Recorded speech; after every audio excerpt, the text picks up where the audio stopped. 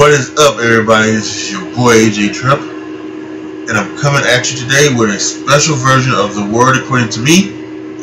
This is the WWE Awards of 2017. In this ceremony, in this video, I will be giving you the, in my opinion, the awards out for Match of the Year, Wrestler of the Year male, Wrestler of the Year female, so many others, and these are just my opinion, and this is just towards the WWE, since this is the only thing that I watch.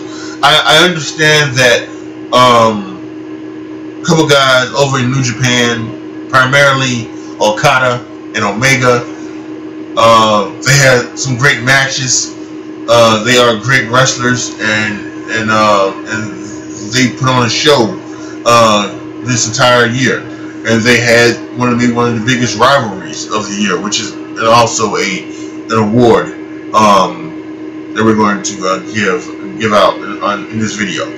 So I understand all of that. I understand that also even TNA has some good stuff. Apparently, with all of their trials and tribulations, they had a couple good things going on with them as well. But or now Global Force Wrestling. But I primarily and pretty much only watch World Wrestling Entertainment. So that's what this award ceremony, this isn't a ceremony. This is a video. This awards video is going to be about the WWE. And so you're going to make sure to post your comments down below after the video. Let me know what you guys think about this. And also understand that this video was recorded on December 9th. Before the Clash of Champions and before anything else that may have happened after December 9th. So if a match happened that was great, or if something went down that, you know, maybe someone, I will do at the end a in memoriam, and if someone passed away and is not in it, and understand that it's not me being forgetful. This has been recorded, and I'm on vacation, so this is going to be happening during my vacation time.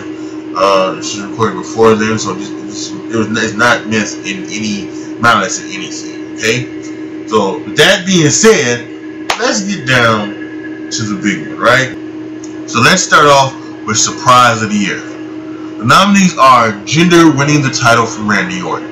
Now, we all heard the things about them wanting to get into the Indian market, right? And we all heard of this, like, really, they wouldn't do this, really, because they had been jobbing out, you know, Jinder Mahal ever since he had come back, even to the fact that he had been punked out by Rob Gronkowski, and doing all of this, and then after all this, they just turn around and say, "We're gonna put the title on Jinder."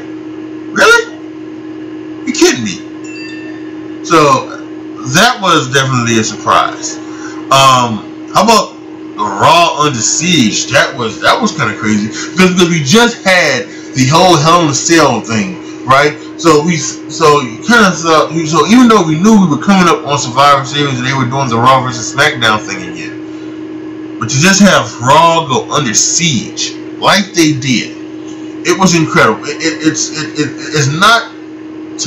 wasn't to the level of the NXT guys jumping John Cena and CM Punk and everybody at ringside that time, but it was one big surprise. Yeah, that without question was that.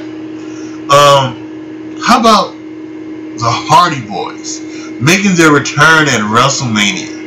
I mean, this was wow.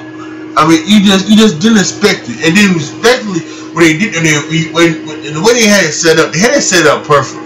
They had the tag team ladder match, right? And then the New Day comes out and they're in their gear and they're saying, "But we need another tag team," and ooh, and then they go doom doom doom doom doom, and it's the Hardy Boys. Delete, and it's incredible. It was a wonderful, joyous, wonderful surprise. And so it was incredible, without question. And then I think most recently the NXT call-ups, the Riot Squad on SmackDown, and then Absolution on Raw, jumping up and doing what they did to the veterans of both shows. It was incredible, and I think, and really what I really would like to see, I would like to see more groups, especially if you're not doing anything, with people. I mean,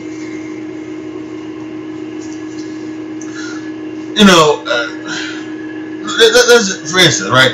R-Truth is injured right now, and he's off television. So why not put him with Apollo Crews and Titus O'Neil and Titus Worldwide, right? They were doing this thing with Dana Brooke. Have Dana Brooke join Titus Worldwide. Akira Tozawa. He was supposed to be a part of Titus Worldwide. That doesn't even seem to be a thing anymore. It's a lot of things that WWE do that they really do. One thing they really need to do is they need to do two things. They do need to bring back managers. They need to bring back managers, and they need to bring back groups, factions. It doesn't have to be 98 or 97, 98 when it was DX and DOA and the Nation and Los Barricas and the Hart Foundation and anybody else that had a faction. It doesn't have to be faction warfare. But if you have a faction on Raw and have a faction on SmackDown, that would be good. And why can't Paul Heyman be the manager for other people? Why couldn't he be the manager for some people? Or why couldn't Maurice or Lana be managers for other people? So it really needs to happen. Anyway, that's my little post-off rant. However, the winner for surprise of the year is without question, it's the Hardy Boys. This was without question a shocker. Obviously there have been some talks about them maybe coming to the WWE, but I don't think they expected it at WrestleMania. If anything, it was going to happen the night after WrestleMania, or it was going to happen, later on in the year. But for the Hardy Boys to come back at WrestleMania, and then they win the Raw Tag Team Championship, it was pretty awesome. And let's also give a lot of credit. Let's give a lot of credit to Matt and Jeff. It is great, Matt with Jeff on the shelf. Matt is now woke, and he's about to be engaged into a war with Bray Wyatt. And maybe we'll see Sister Abigail with that. But now it is a wonderful surprise that Woken Matt Hardy has come to WWE, and apparently Vince McMahon not only does he like it, but he's giving Matt Hardy full control of it. So now Matt Hardy, I think, can bring the broken stuff to now his woken stuff, and we'll see how it goes. I wasn't necessarily a big fan of everything that I saw from the broken Matt Hardy stuff, but a lot of fans did like it, and listen, there's always room for new creative stuff. That's what they tried to do with the whole Randy Orton Bray Wyatt thing with the House of Horrors match. That was them trying to do the final deletion stuff that Matt and Jeff would do. So we will see. But the surprise of the year, the Hardy Boys returning at WrestleMania and winning the WWE Tag Team Championship. for the Raw side. So our next category is Rivalry of the Year.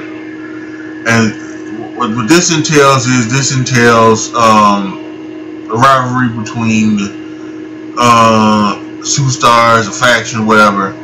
And there really is no big thing here. It's just a rivalry that started and began and has ended or is still going on. Let's get to the nominees. Roman Reigns and Braun Strowman. This rivalry probably actually lasted a little too long. This started back in probably January. It started in January when Kevin Owens was the Universal Champion. He was taking on Roman Reigns, and Braun Strowman interfered in the match, keeping the title on Kevin Owens. And it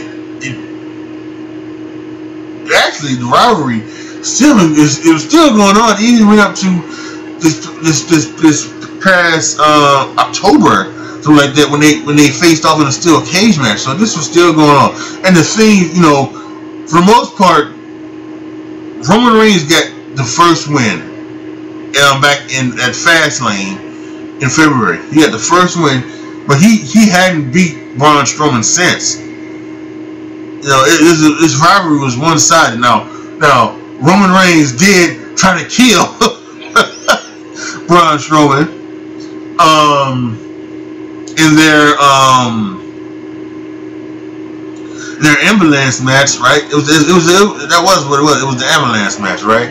And then they had the stuff with and he was part of the title match. So,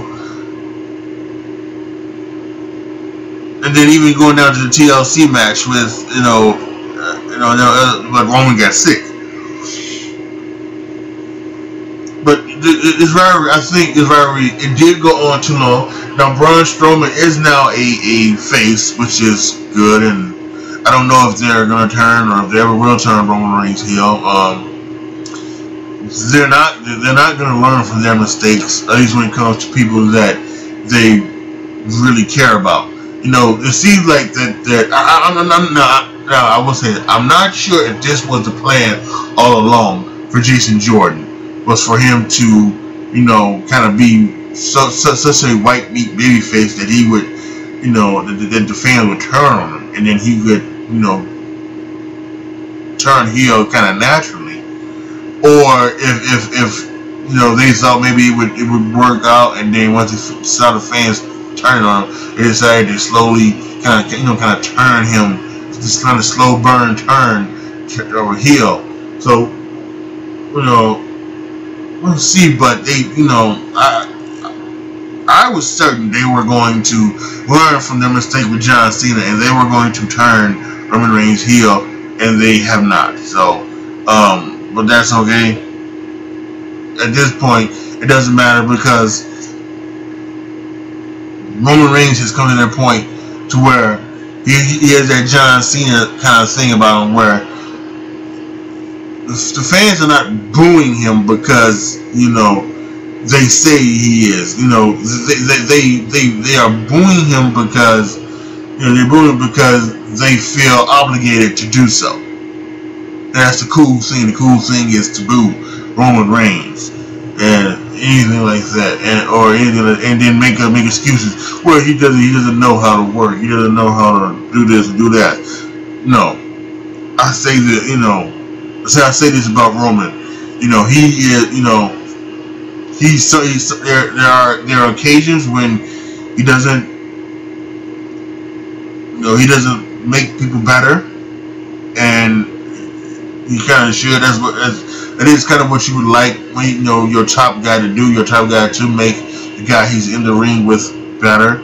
That was one of the reasons why Shawn was one of the greatest of all time, Shawn Michaels, because that's what Shawn could do. Shawn could take somebody like Sid, right? Psycho Sid, who maybe wasn't necessarily as good of a worker, and can put on a pretty good match, with Sid, and He did it all the time. He did it when he did it when he was in his prime. He did it when he came back in 2002. So, and that's something that Roman doesn't do often, but he's had some great matches with Elias recently, with Jason Jordan.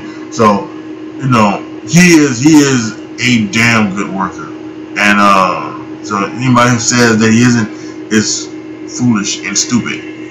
So, but him and Braun had a great rivalry. Each match they had was awesome. And so that's one nominee for Rivalry of the Year. Another one was the Usos and the New Day. And boy, I swear, they went out there, and each and every time they went out, they did something new. They tried, it was crazy and it was incredible, and what went down with them was amazing. So there's not a question. They're the only tag team in the tag team rivalry in this category, but they deserved it. Both teams were spectacular, especially like with the New Day. Interchange any of those three in the match, and it works. And it was, they work, and man, it was just awesome. It really was.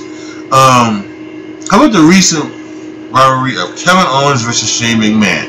Kind of started back when Kevin Owens was doing his thing as the United States champion, the face of America, and him and AJ Styles were getting into it. And then they had that match with Shane McMahon being the special referee, which kind of ironically speaking, he's now going to be the special referee at Clash of the Champions, right? With Shinsuke and Randy Orton versus Owens and Zayn, and that was another part of it. They turned Zayn heel and it made him fresher and everything like that. So yeah, why would you turn? Never mind. Anyway, but yeah, so I think Kevin Owens and Shane McMahon were deserving to be on this list. I also think Jinder Mahal and Randy Orton. Now, because I was trying to think of other rivalries that happened this year. Sasha Banks and Alexa Bliss was a pretty darn good one. And I even think in, going down to NXT, because NXT would be a part of this as well. I even think, like, in NXT, like the rivalry between Asuka and Ember Moon was pretty good, but I decided I went with Jinder Mahal and Randy Orton just for the fact that I think it did turn Jinder Mahal into an incredible worker. Not incredible worker. He's not an incredible worker. It's actually his best match as champion was the match he had with AJ Styles when he dropped the title. So, but it turned him into an incredible personality. And I think as he got better, he got better on the mic. He got better with his mannerisms. And I do think that they needed to go away from the whole "I'm brown, so you hate me" thing. I'm foreign, so you hate me. They needed to go away from that a little bit. But I also think maybe what they were also trying to do was, again, it's the Indian market, so they're trying to make sure that maybe that when he would go to India, he would get those cheers because he's representing India. And by the way, in case you don't know, Jinder Mahal is from Canada. He was born and raised in Canada, but he's of Indian descent. So, but that's neither here nor there. So yeah, your nominees are Braun Strowman versus Roman Reigns, the Usos versus the New Day, Shane McMahon versus Kevin Owens, and Jinder Mahal versus Randy Orton, with special consideration for Ember Moon versus Asuka and Sasha Banks versus Alexa Bliss. That being said, the winners are the Usos versus the New Day. Like I said, every match I think they had, every tag match they had. Now again, Braun Strowman and Roman Reigns, every match they had was good too. But you could say that every match the Usos and the New Day had was at least 4 stars. At the very least. no argument between some of the other things that they did as we went to. And that Hell in a Cell match they had was incredible. In this era of PG, that was an absolutely brutal, stunning match, and it was incredible and crazy, and so give them all credit for that. So the rivalry of the year is the Usos versus the New Day, and as we taste that, let's go ahead and transition into our tag team of the year. The tag team of the year. Now this is the one where we're talking about who were the best tag teams of the year. Let's start with the Usos. The Usos, when they turned heel, I believe they turned heel late last year. I don't know if it was late last year or early this year. But when they did, they went from a team, and I know they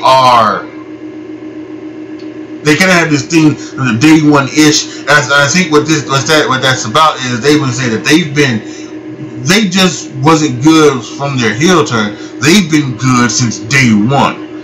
And yes, in the ring, they always could go. But without question, they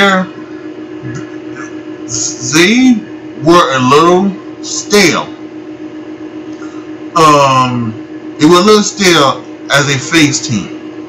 It was a little stale, and without question, their heel turn freshened them up. And it's also without question that they also went and they got better as a heel team.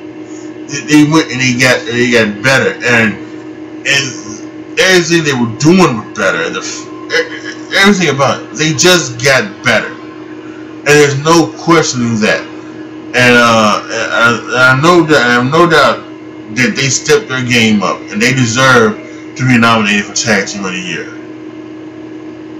Same thing with the New Day. Their counterparts in the rivalry of the year. They were amazing. Going over to SmackDown, and doing what they did. Now, it was very funny is that they were on Raw, and last year, they had the titles all of last year. They were, of course, they wanted to beat the whole Demolition tag team holder record thing. English, motherfucker, do you speak it? But yeah, they were trying to beat that record in 2016, and when they beat it early in 2017, they lost to Sheamus and Cesaro, and then they went on, and then the whole Superstar Shake-Up went down. They went over to SmackDown, and they seem to have gotten better too. And then, and I think one of the things that you should be looking out for in 2018, when they were doing their thing with the Shield at the Survivor Series pay-per-view, Big E kept talking about them turning on each other, right? This is one thing Big T kept talking, and he mentioned it twice. And I can't help but to wonder if they're going to break up the New Day in 2018 and have them all go separate ways. And I think that all of them can go their own separate ways. You definitely could see Xavier Woods go to the Cruiserweight division. I believe he's under 205, and he could be a great star in that realm, right? Kofi Kingston obviously does his thing. He's always there. I think that you can have for Intercontinental Championships and United States Championships.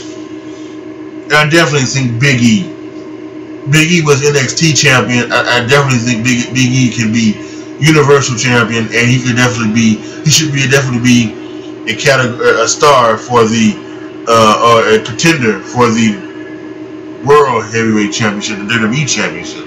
So, especially as a bad guy, if he turns heel, so I kind of have a feeling there's not going to be a heel WWE champion for a little while, because I don't know what's going to happen between AJ Styles and Jinder Mahal. Jinder Mahal could win. AJ Styles could continue on. But I kind of think it's going to go, no matter what happens, you're going to see it go from either Jinder or AJ to Shinsuke. And then I think Shinsuke is probably going to give it to another good guy, at some point. So we'll have to see. That being said, the New Day is a nominee for Tag Team of the Year. How about The Bar, Sheamus and Cesaro? Yeah, once again, they stepped up their game as well, and they did good. I think both of them were probably not excited to be put together as a tag team. They probably wanted to be singles wrestlers, but they have gotten together and they have done some great things, and they put on hell of matches, and I think they are wonderful. The heel turn for them, I think, was good as well. It is sad to hear that Sheamus is having some problems the same way that Edge and Steve Austin had problems with his spine and things like that, and it might cause him to retire. So that could be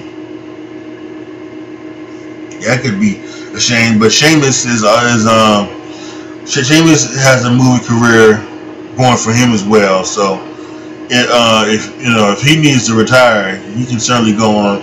And Cesaro, a lot of us have been wanting Cesaro to become a main eventer, and I think it would be good that if Sheamus did have to retire, I think Cesaro would be a perfect foil for Roman Reigns, and then they could trade the title back a couple times. 2018, the Universal title, because we all know Roman Reigns is going to beat Brock Lesnar for the Universal title. So I think that would also be really, really good if that would happen. So bringing some sunlight out of a otherwise dark and cloudy thing if Sheamus had to retire. But the Bar were excellent. They did their damn thing. And the final nominees for Hardy Boys. I mean, really, with them not doing a lot with the club, it seems like once the Hardy Boys came, they forgot all about the club, right? And I think maybe that's what they need to do. They need to have the club go to SmackDown, and maybe SmackDown would do something with them. Because we also get like the Revival. Don't forget about the Revival, right? Because, like I said, yeah, because like I was just listening to the Jim Cornette thing on YouTube. Dash had broke his jaw, and now Dawson has like this. He's got an injury, so the Revival is still out there. I'm sure the Revival is going to be on this list next year. So, but it'd be good to put it on the Hardy Boys. Jeff's out, and so. But yeah, they definitely deserve it. But and let's give a shout out to the Authors of the Pain, who when I first saw them, I believe I first saw them last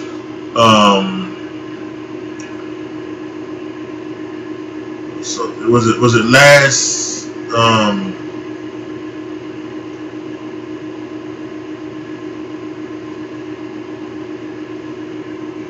last November at that takeover preview? I can't remember when first time I saw them.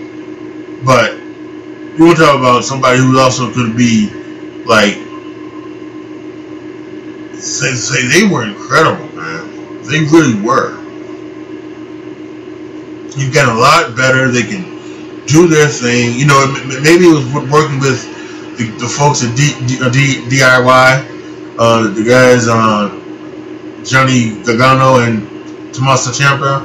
Maybe he's working with them. They help him get better, but maybe the tutelage of Regal and Triple H and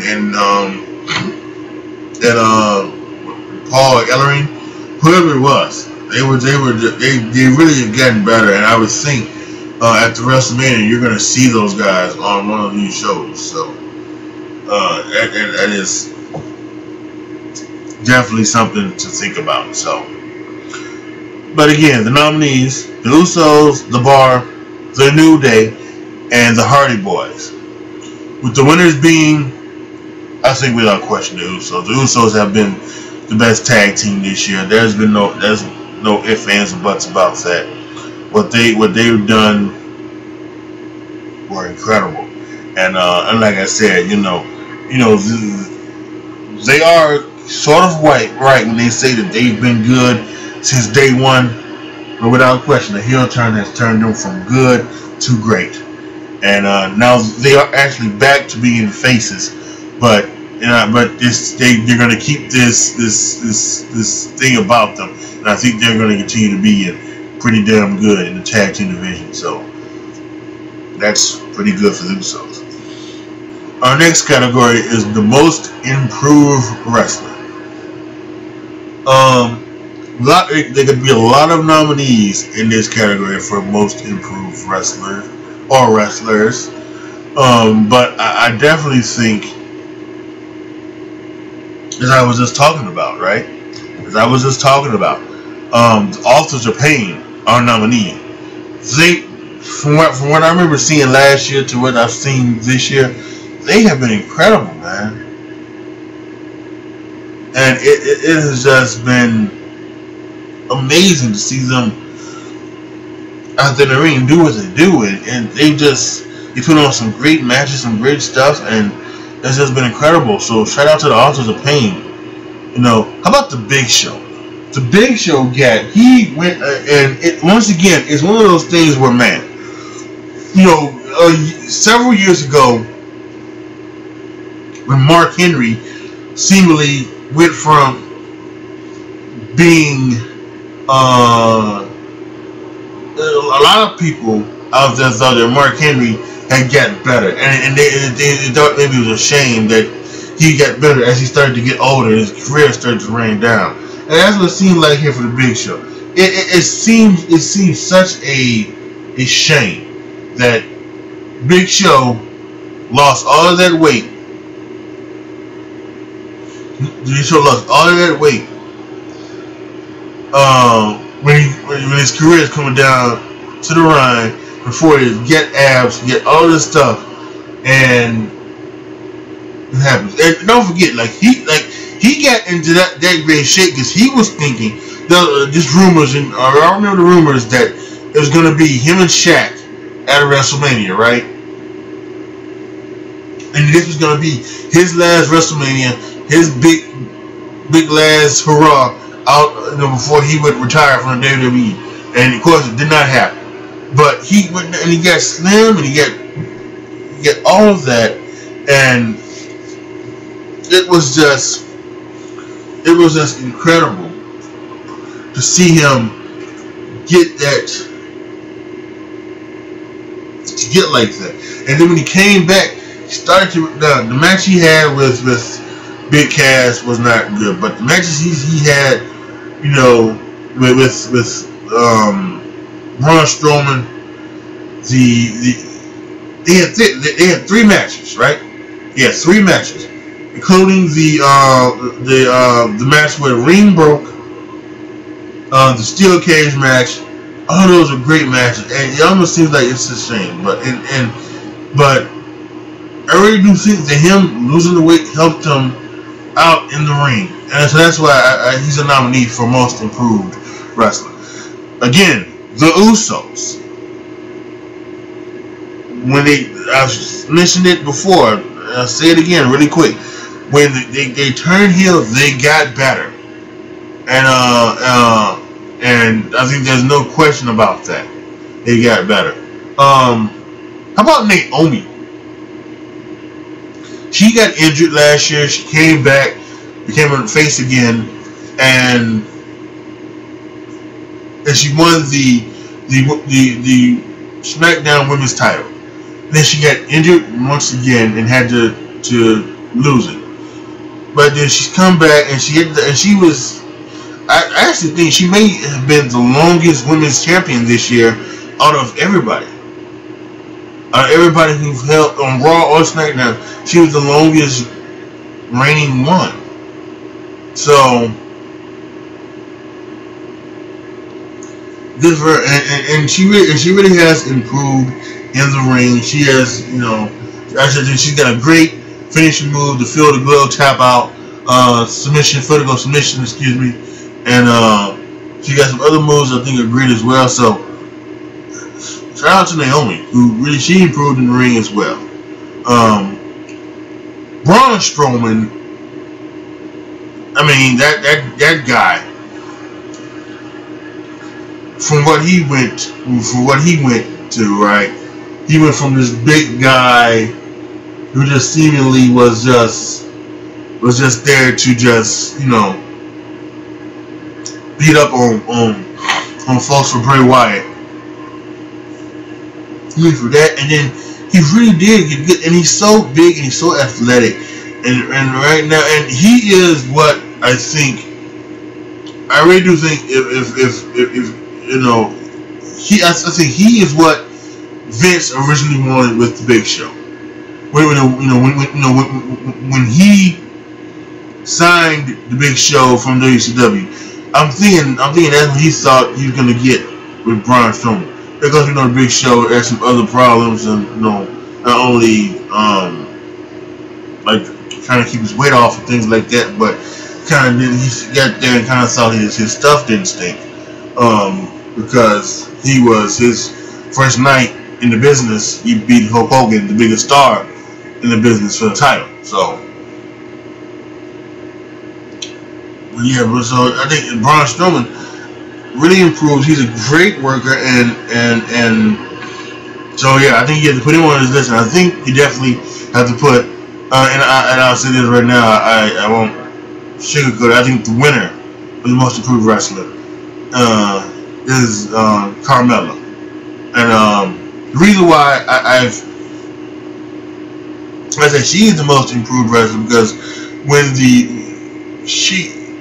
the scene went down last year with the brand split and the superstar shake up and all the other things, you know, she just didn't seem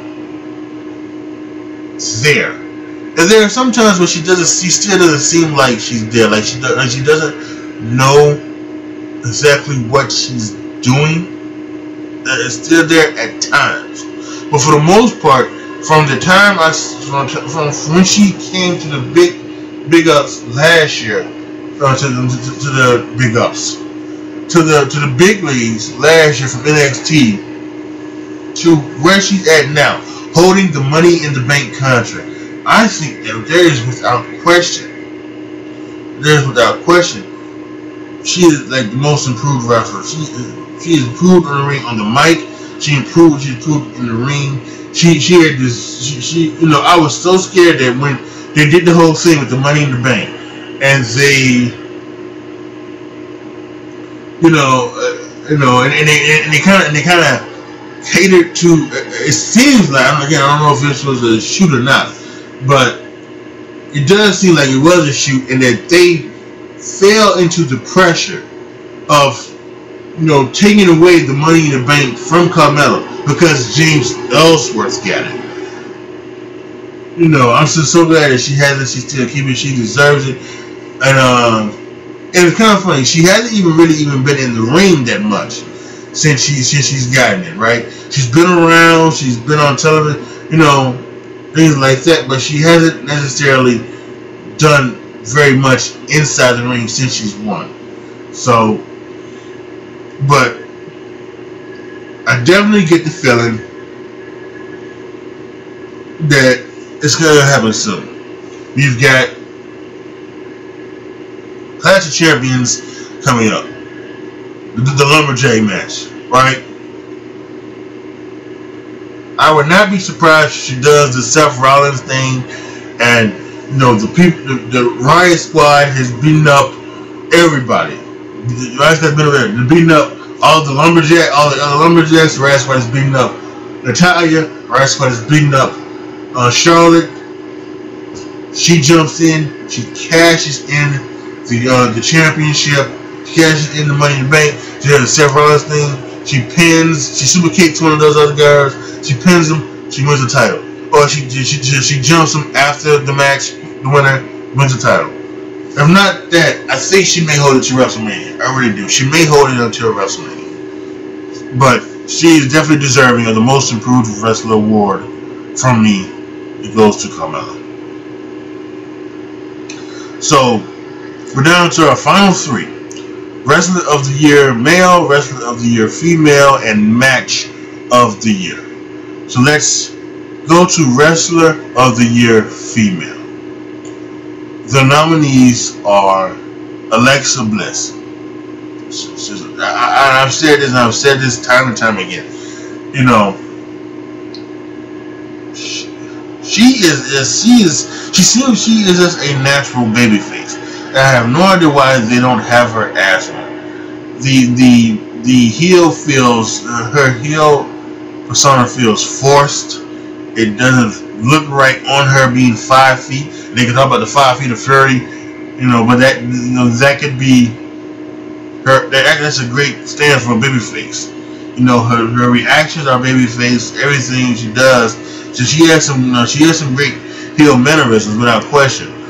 But she really does need to be a babyface. But having said that, she has done great work in and out of the ring. And most recently where she is almost acting as if she is not scared of Absolution, but then is scared of Absolution. That's great chicken shit heel type stuff there. So that was great. So definitely she deserves to be a nominee. Charlotte does as well. Charlotte has obviously done some things. She's back to being a face, which I think is. I think it's good for her. Good for her. You know, but without Dana Brooke, I don't know if she really needs to be a heel. If she's going to be a heel, she should be a heel with people around her. She should be a heel with, you know, someone's there to take the beatings for her, just like her father was. Just like her father. Her father had the four horsemen. She needs to have her own stable as well. She's going to be a heel. Otherwise, keep her as a face. And I think she's gotten better at it. I think, you know, she's gotten better at talking as well. So, and she's just kind of taking the stuff she did as a heel and bringing it over as a babyface, and it's worked. So, good for her. Charlotte on the list. Naomi, again, if she's gonna be nominated for the Most Improved Wrestler, she's gotta be on the list for Wrestler of the Year, right? Again, like I said, she, between the Raw and SmackDown Women's Championships, I think she has held the title between the two brands for the longest. She held the SmackDown Women's title from WrestleMania to SummerSlam. So I think that's the longest title reign this year of the Women's Champions. So good for her on there. It's Sasha Banks. I mean, listen, she's definitely been good this year. She's had some pretty special feuds with Nia Jackson, Alicia Fox, and Alexa Bliss. But she's done what she needed to do in this ring, and now she's got this feud with Paige and Absolution, which I think is going to be epic. And I'm hoping all of this does lead to. And I think one of the reasons why they brought up all of these girls from NXT is for the hopeful Royal Rumble.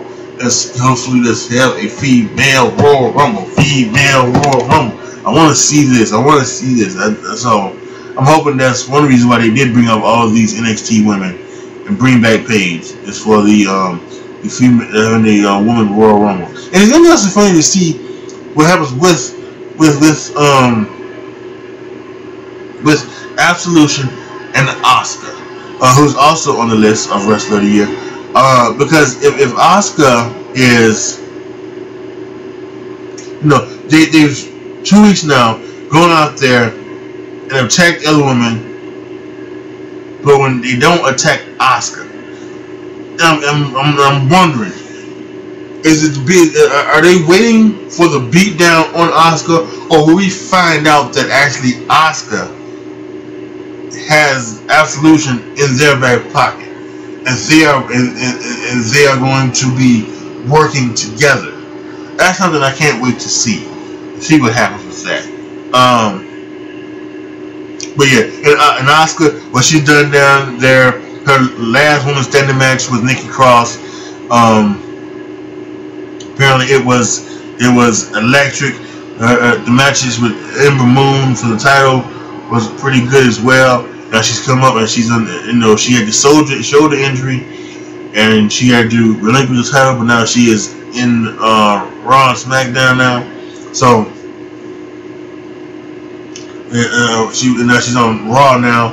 So like I said, we're really gonna see where this ends up being. So I can't wait to see about that. And then the final nominee is, of course, our most improved wrestler of the year, Carmella. I think she's the first ever Miss Money in the Bank. What she did this year was incredible. Said she improved in the ring. She's gotten better on the mic.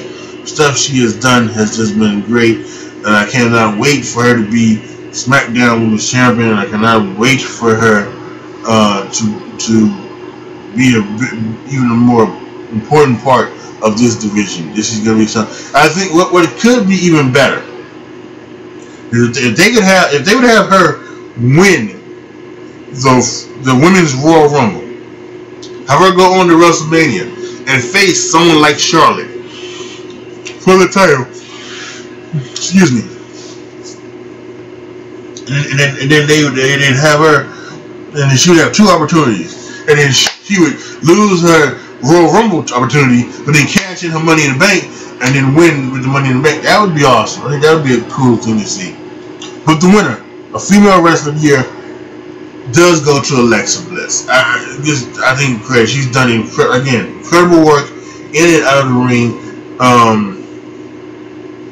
Like I said, I don't buy her too much as a heel, but I do think I have to give her credit where credit is due. She has been incredible at all points in time. So without question, I think Alexa Bliss deserves to be Female Wrestler of the Year. Now, how about the Male Wrestler of the Year? The nominees are the phenomenal AJ Styles. Listen, since AJ Styles has come to WWE, he has been incredible. He's been putting on fantastic matches with the likes of Chris Jericho, Roman Reigns, John Cena, Kevin Owens, Baron Corbin, and others. I mean, he is I don't want to say carried, but he helped Jinder Mahal have his best match a couple of weeks ago when he beat Jinder Mahal for the title. So it has just been incredible. And something that is also incredible is that apparently he's gotten so much respect that he can go to Vince McMahon and ask, and have he had a match with Finn Balor too. Don't forget that at the TLC pay-per-view when everybody got sick. He flew from Brazil into Minnesota to have that match. That was crazy. And he's getting so much clout in the back that he goes to Vince McMahon during the Money in the Bank pay-per-view, and he says that it would be it actually would be good. I think it'd actually be a good spot for me and Shinsuke to square off one-on-one. And Vince said go for it. So he's getting that good stuff backstage that can happen. That's incredible. So AJ Styles is a nominee. Roman Reigns is a nominee as well. I think this, and I said it like I said when I was talking about the rivalry. Roman Reigns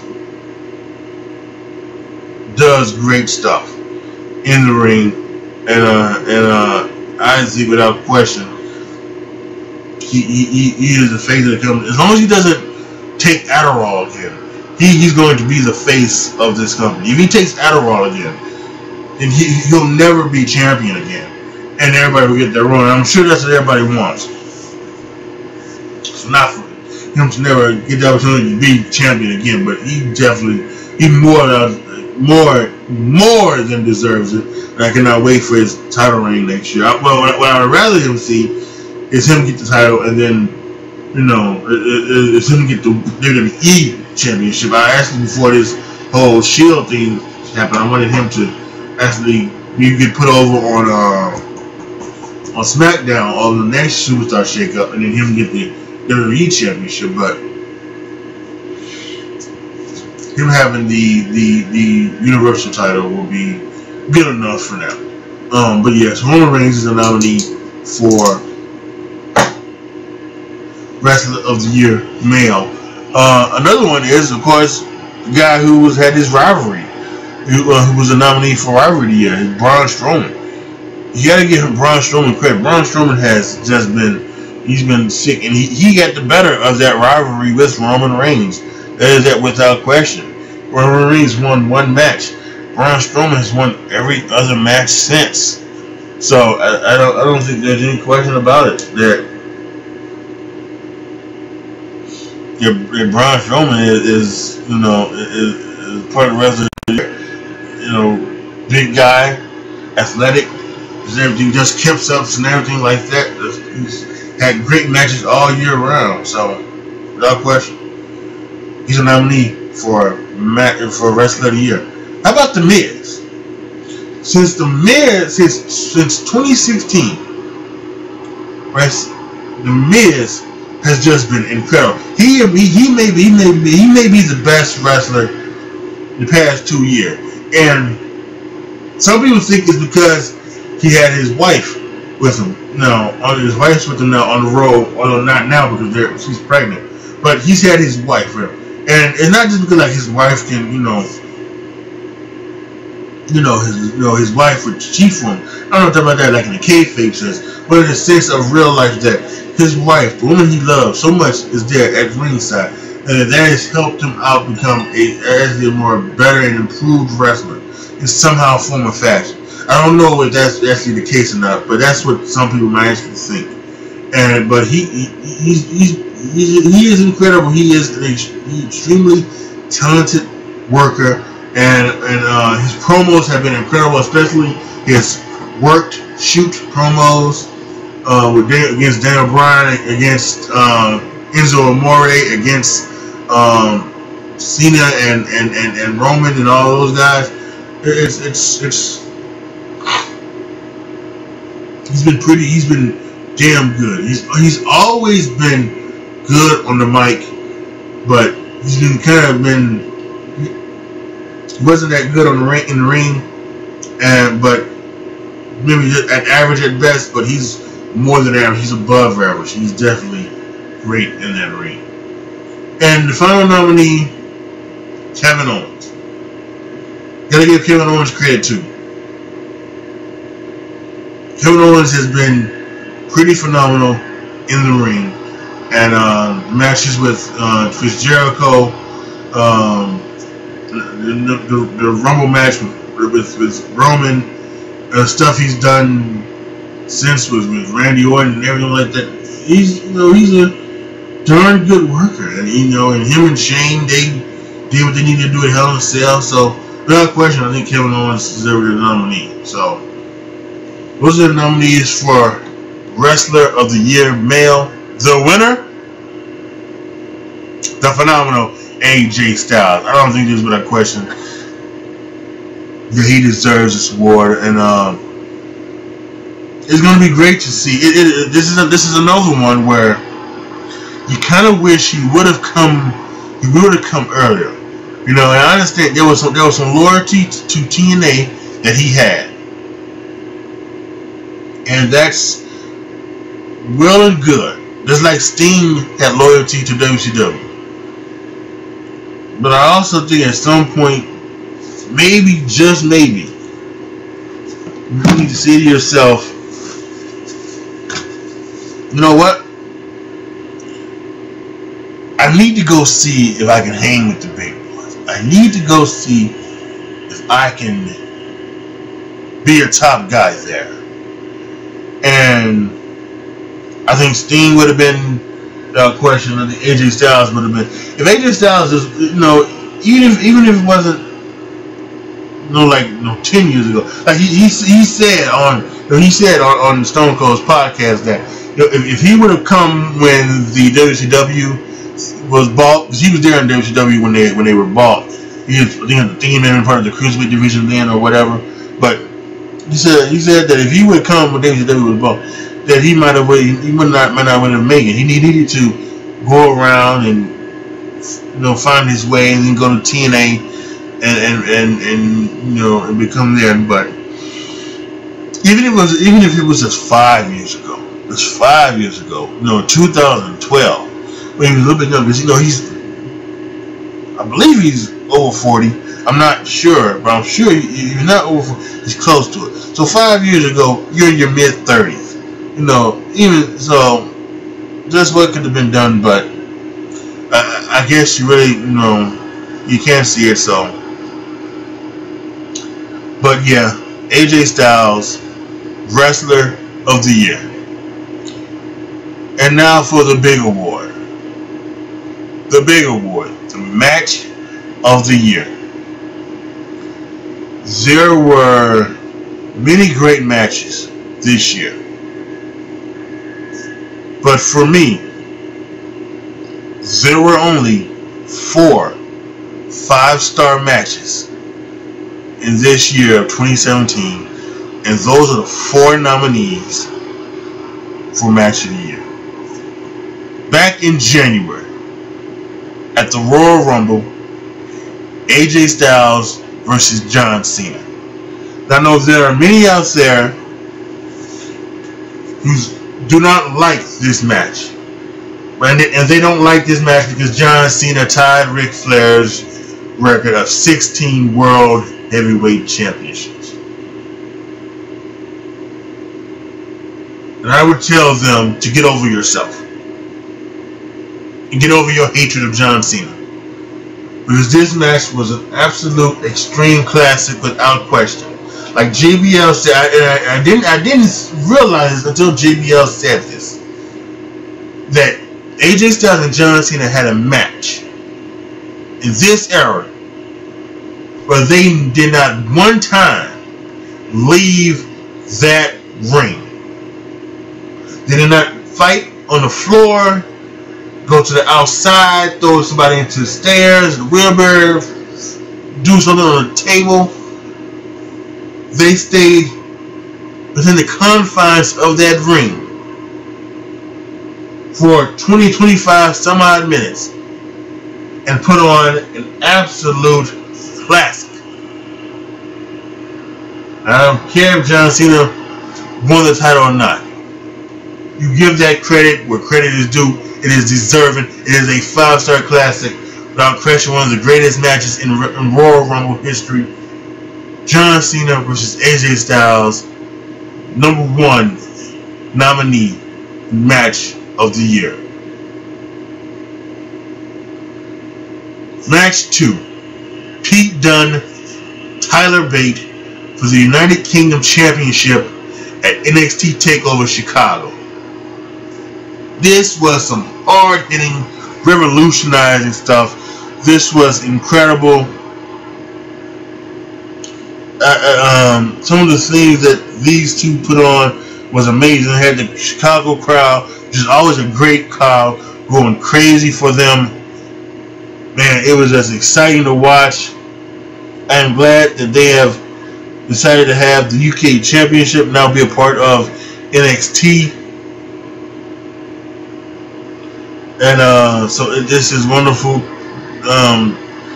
Tyler Bate was the champion. He had won the UK tournament, and Pete Dunne beat him here. And Pete Dunne has been the champion since. He is actually no. I was gonna say he's the longest reigning champion in WWE, but actually Brock Lesnar still is, because Brock Lesnar beat Goldberg at WrestleMania. So he won. He won an NXT TakeOver. So Match of the Year #2, Pete Dunne versus Tyler Bate. Match 3 was the Usos versus New Day Hell in a Cell match that I talked about earlier. I mean, again, this was just this is exactly what a Hell in a Cell match should be in this PG era where there are no chair shots to the head, where there are no intentional blood drawing anymore. This is exactly what Hell in a Cell is, and they raised the level of the game, and they went out there and they took beatings with canes and tubas and trombones and chairs and whatever else they did. They went out there and they took Singapore canes to the head and the knee and the gut and everything. So, without question, give them all four guys, Xavier Woods, Big E, Jimmy and Jey Uso, credit where credit is due. They deserved it. It was without question 5-star classic, one of the great Hell in a Cell matches there ever was. The Usos versus the New Day. And finally, match 4, fourth nominee for match of the year was at the NXT TakeOver War Games. It was the War Games match. It was the Authors of Pain and Roderick Strong versus Sanity versus the Undisputed Era. I know a lot of people, again, they didn't like it because they said it wasn't old school. It didn't have a roof. Wasn't a roof on it or anything like that. But that didn't need.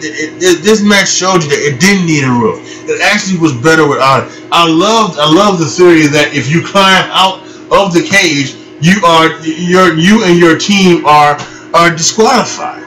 I like that. I kind of also like the fact that it was a 3-team. It was 3 teams of 3. The first team, one person from each team starts off, and then the other 3. So not only do there's another person comes out, it's their entire team. I like that part of it. It was just great. Some great spots. It was a spot fest. It was incredible. Alexander Wolf shed his blood. Took the super. He did the super German suplex and opened up his head, But it was incredible to watch. 5-star classic. All 9 guys did a great job in that match, and it is definitely a 5-star match, and one of the best of 2017. However, the match of the year was AJ Styles and John Cena. Again, I'm not gonna argue with trolls and idiots who are going to say that this was not a great match because John Cena won the title. No, this was an all-timers. This is going to be one of those matches that when they when WWE Network does the top 50 matches in the history of WWE, this is gonna be on that DVD. It's gonna be part of that network special. It might even be in the top 25. This is gonna be one of the great matches ever. So get over your hate for John Cena. Get over it. Learn from it. Learn to love it. Because this match was great, and this was the match of the year, I think, without question. So, those are the awards. This is my first time doing this. And as long as I continue to do this channel, I'm going to continue to do this, do these award things for WWE. In the new year, I will continue to do my live stream rapid reactions in the new year. So make sure you guys check that out. Once again, I won't do. Well, I won't say I won't do one. I might do one for Clash of the Champions. I will be on vacation. I will be out of the city, so I will be away from my home. So I won't be able to do a live stream one. But what I might actually do is I might actually do one like on my phone, on my tablet, or even on my laptop if I can. Because my laptop is kind of old, so it doesn't have the ability to do certain things. But I still may do a review for you on Clash of the Champions. But yeah, so definitely this was great. So make sure you check out in the new year more WWE stuff coming your way. I'm still going to be doing a lot of reactions to other things. Our good friends over at World Culture, some of the people that were left, that were released from World Culture, have started a new YouTube channel. It's called Cultaholic. I was in the new year started doing reactions to their videos as well. So yeah, a lot of things going to be going on. A lot of things that you'll see in the new year from this channel when it comes to WWE. So definitely you want to hit the subscribe button for that. So yeah, post all your comments down below. Tell me what you guys think.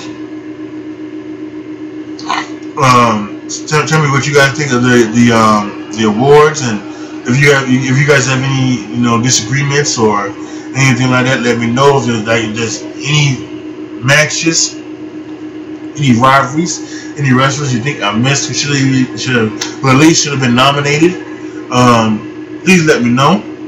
And I'm more than willing to listen and to see, and maybe I might even agree with you that maybe I missed out on something. So let me know all of those down in the comment section. Like the video, share the video, subscribe to the channel, and as always, thank you so much for watching. This is your boy AJ Tripp signing off. As always, be good to each other, y'all. Be careful out there. I am out. And also, now we pay tribute to those who we lost in the wrestling world this year of 2017.